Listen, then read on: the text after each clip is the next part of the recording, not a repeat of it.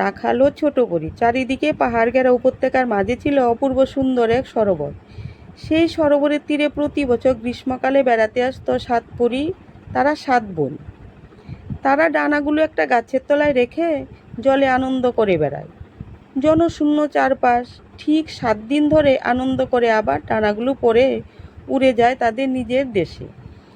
এদিকে কাছাকাছি যে কিছু গ্রাম আছে সে খবর পরীরা না রাখলেও পরীদের সব খবর রাখে সেই গ্রামেরই এক রাখাল ছেলে।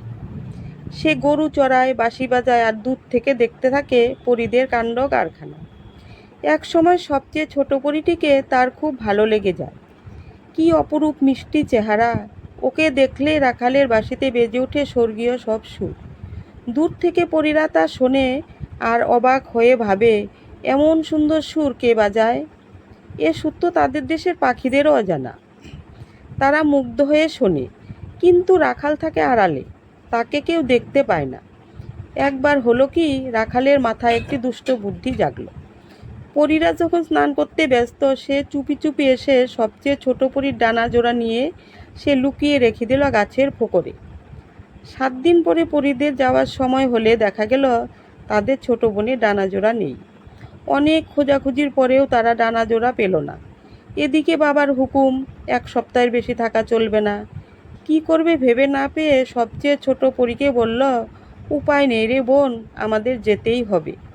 তুই বরং এখানে থেকে ডানা জোড়া ভালো করে খুঁজে দেখ, পেলেই দেশে চলে আসবি কেমন? আমরা বাবাকে বুঝিয়ে বলবো, তিনি যেন রাগ না করেন। 6 পরী ছোট বোনকে একা সরোবরের তীরে ফেলে রেখে উড়ে চলে গেল। বেচারি পরী মনের দুঃখে বসে বসে কাঁদতে লাগলো। তাকে ওভাবে কাঁদতে দেখে রাখাল সাহস করে বেরিয়ে এলো। সব শুনে তাকে তার বাসায় নিয়ে গেল। বাড়িতে নিয়ে গিয়ে রাখাল অনেকক্ষণ ধরে বাঁশি বাজিয়ে শোনালো। বাঁশি শুনে পরীর মন আনন্দে ভরে উঠল। তাদের মধ্যে বন্ধুত্ব হতে দেরি লাগলো না। রাখাল আর পরী গ্রামেরই এক প্রান্তে একটি কুঁড়ে ঘরে থাকে। একত্রে গরু চড়ায়, রাখাল বাঁশি বাজায় আর পরী ঘাগরা উড়িয়ে নাচে।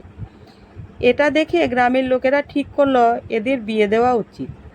রাখাল তো রাজি ছিলই, পরীও রাজি হয়ে গেল। তারপর একদিন বেশ একটা উৎসবের মধ্য দিয়ে তাদের বিয়েও হয়ে গেল।